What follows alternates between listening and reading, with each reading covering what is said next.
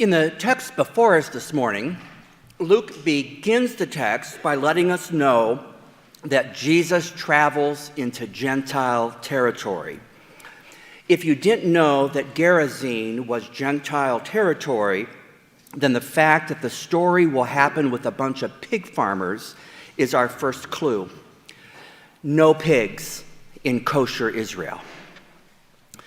Luke wants us to know that Jesus came also for Gentiles, and he wants us to know that they too are included in the story and in the ministry of Jesus and in the gospel of Jesus Christ.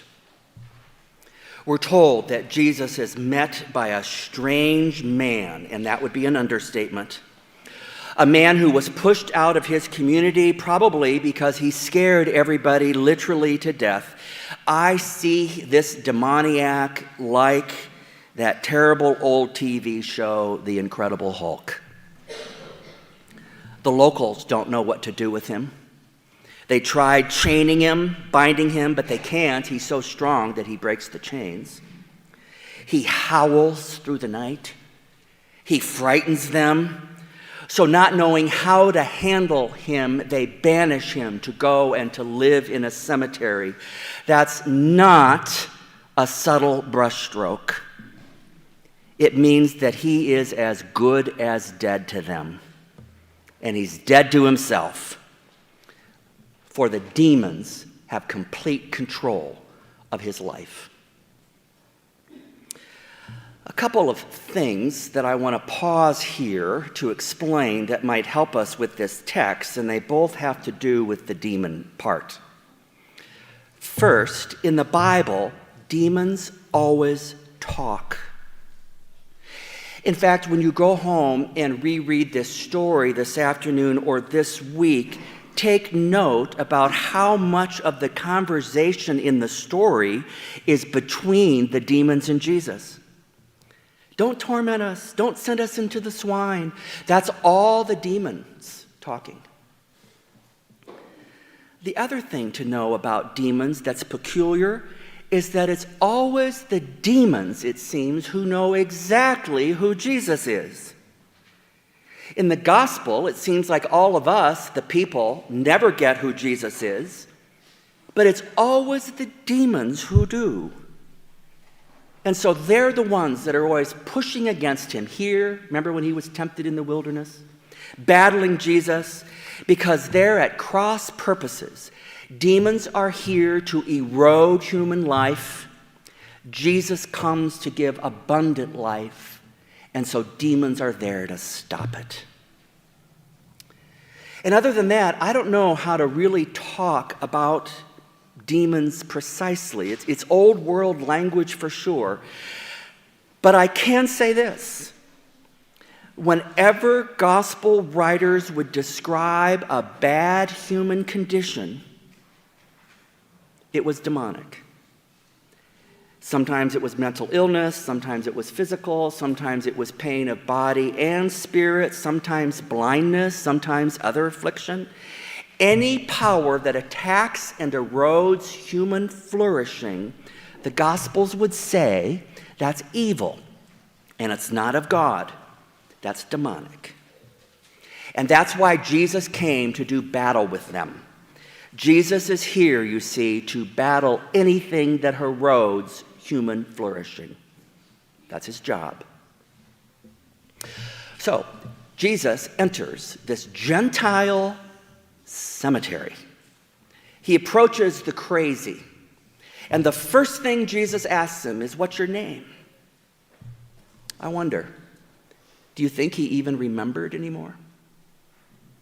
I wonder, how long has it been since someone simply asked him his name? What's your name? What's defining you right now? What's the problem? Legion, he says. And I hear in his name a voice of exhaustion.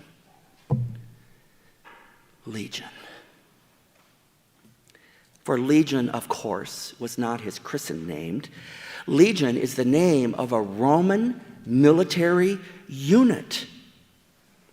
By telling himself it's legion, he's telling Jesus that there's all kinds of battles alive in his mind that are keeping him captive. Legion was his disease. Legion was the name of all that which kept him from being who he really was. Legion was the name of the powers that haunted his dreams, that kept him ill, that broke all of his relationships. By answering that way, he was saying, I no longer have a name. I define myself by my illness and all that holds me captive to the past. My name is addict. My name is the town problem. My name is lost job. My name is high school dropout. My name is grief. My name is homelessness. My name is workaholic. My name is more than a bit anxious. My name is lonely. My name is misunderstood. My name is overwhelmed. By answering Legion, he says, I define myself by all that is wrong with me and broken in me. And Jesus will not take it. He looks right back at the crazy and he says, no, you're not. And Jesus casts all those demons into a herd of swine who rush down a hillside and are drowned. I was once leading a Bible study on this text, on this very verse, and somebody piped up and said, that doesn't make any sense. Pigs can swim. And I said, that's the part of the story you find odd? Well, the miracle is over, but the story has just started. Back to the town people who put crazy in the cemetery and locked the gate and threw away the key.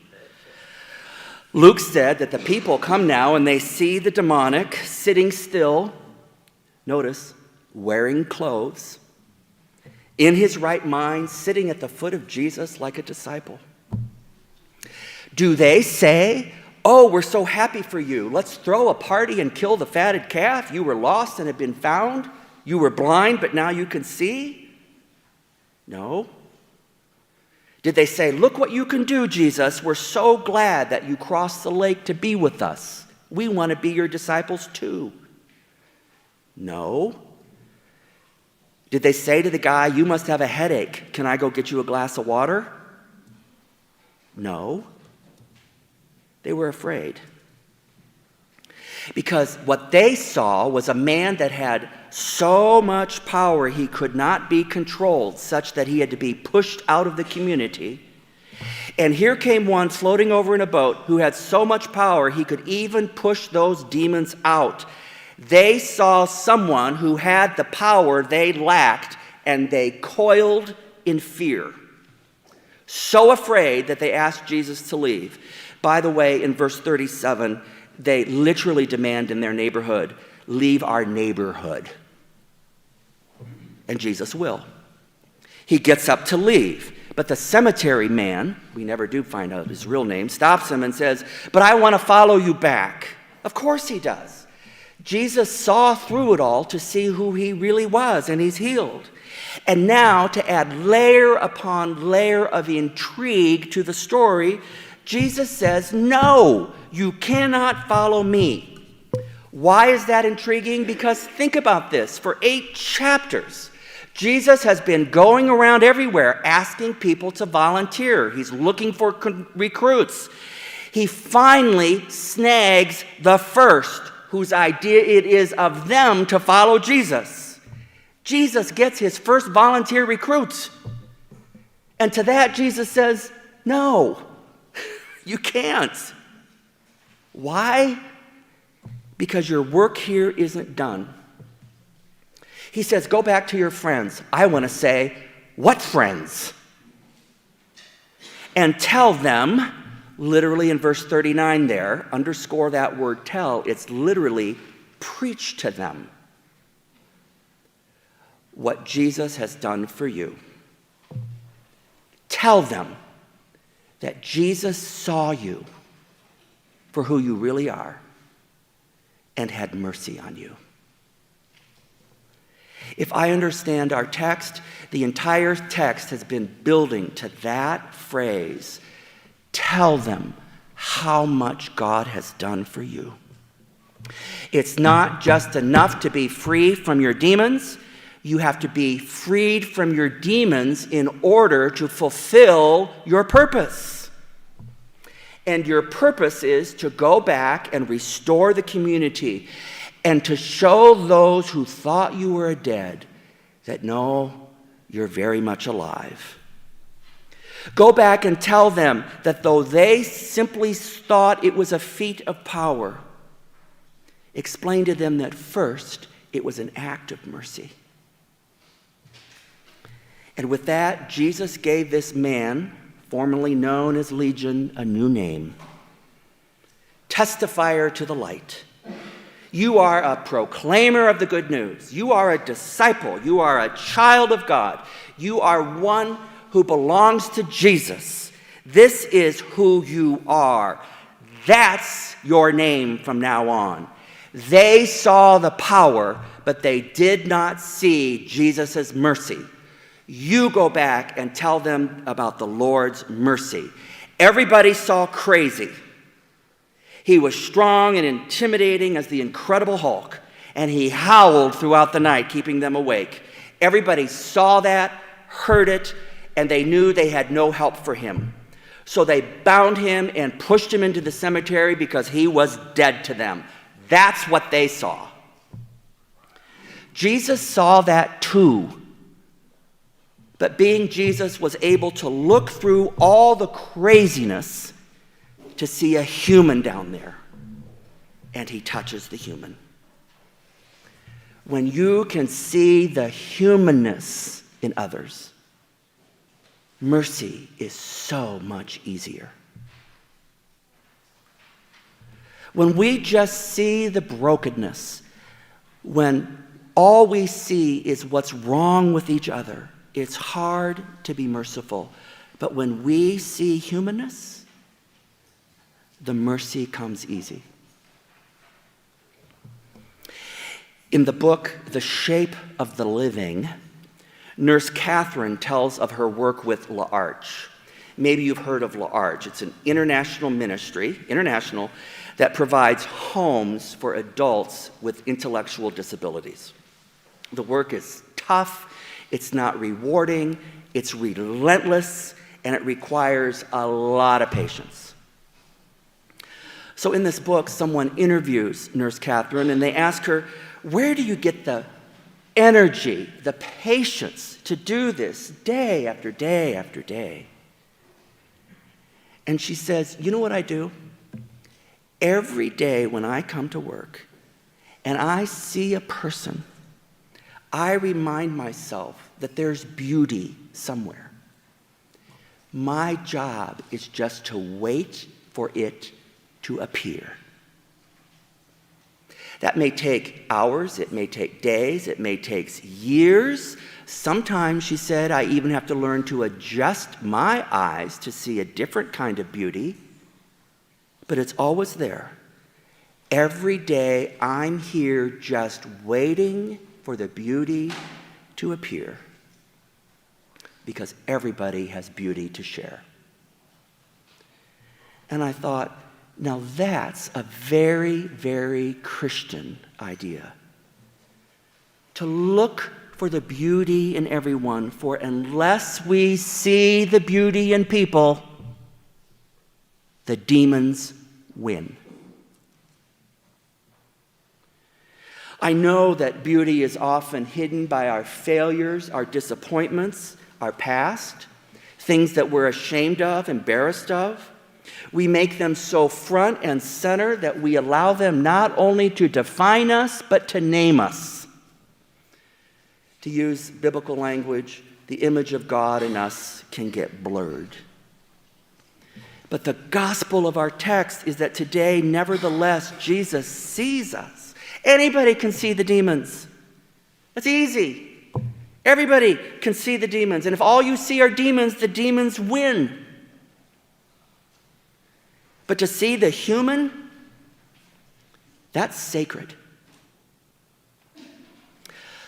Father Gregory Boyle, you probably heard of him, is a Jesuit priest who is serving in the poorest, riskiest, most gang-populated parish of the entire Catholic Church in all of the United States. And Boyle is well known for the work he's done to stick it out and to stay there and to help young men who are caught in the nearly impossible web of escape of gang violence in Los Angeles, California. And in his book, Tattoos on the Heart, you realize that in many ways, Father Gregory, or Father G, or as some of the gang members call him, G-Dog, acts simply like a father to those gang members.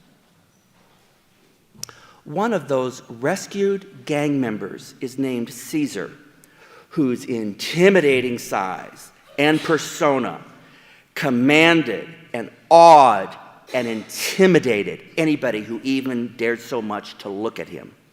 And Caesar liked it that way. In charge, hands off, intimidating. Father Boyle said that one night at about 3 a.m., he receives a phone call from that Caesar, who's sober. And he said, "This is urgent. I gotta ask you a question, Father G. I know you've always been my father, and I've seen you as my father since I was a little kid, right? Yeah, right. Well, now I gotta ask you something." Caesar pauses, and the gravity of it all makes his voice waver and crumble. "But do you see me as a son?" And Boyle said, "Of course, Caesar, you've been my son." "Whew," he says. "I thought so," he said. And then through gentle sobbing, Caesar says, "So you think I'm a son worth having?" He said, "Yes." And he said, "Then I will be your son, and you will be my father, and nothing will separate us, right?" "That's right," said Boyle. And here's my point. Early in that morning call, Boyle reflects, Caesar did not so much discover that he had a father. He discovered that he was a son worth having. I pray too that you know that you are a son worth having. You are a daughter worth having. Below all that stuff, Jesus sees you. And I pray that you too feel seen. Between you and the world is all that stuff buried down there. And your name is not whatever you battle, even if they're legion. Your name is disciple, child of Christ, courage, friend, joy, servant. When we claim those names that have been given to us by Jesus, then we, like the cemetery man, will be set free to live who we are wholly created to be. For our name is love my neighbor. My name is fear not. My name is beloved. And nothing ever gets to change that. So look, this morning, at about Thursday, when I was working on this sermon, I thought, okay, so I'm going to end this sermon by talking about all the ways that we can be like Jesus and learn to see the beautiful in others. And as I thought about that and tried to type that out on this paper, nothing came to me because you're all also already good at that. I see it. I see how you see the beautiful in our children. I see how you see and remember the vows that you made at that baptismal font, that this will be a place where all our kids grow up knowing that they are loved by you and loved by God. And I see that you see, so that when Michelle Koenig has to schedule herself again in the nursery in order to fill a slot, you say, not again. That's not fair. Serving once a year in the nursery for me is not a biggie. Thank you. And I already see how you see the beauty in serving the brokenhearted. That's why I see you when there's a death in the congregation and you show up here and at the funeral home, not because you have answers, but just to let the family know that when they need it the most, they're not alone. And I see you respond beautifully to those in our own neighborhoods who were forced to admit publicly that they made some bad choices. And life hasn't always gone as they had hoped. And so now they need to ask for some help. And you got it. And that's why you showed up and brought stuff. And we gave over 200 hygiene kits to CAP because you anticipate the beauty of people you don't even know. You're good at this. I see it. You see the beauty in people and respond. So I'm not going to end this sermon asking you to be more like Jesus. You've got that. Instead, here's the take home. I ask all of us today, on the basis of this text, to pay attention to the times when you feel like this demoniac. When you feel those days that everything that has gone wrong has gotten in the way. When failure or disappointment has cluttered up your engagement with the world and you feel helpless and invisible, I want you to hear and remember this gospel promise of the text. God sees you. Whatever gunk is holding you back, whatever is smearing God's image in you, get this, God can see through it to see you. And God loves what he sees. He even was born into this world and allowed himself to be lifted up on a cross to make it so. What is your name? Jesus asks. My name is yours forever. May it be so. Amen.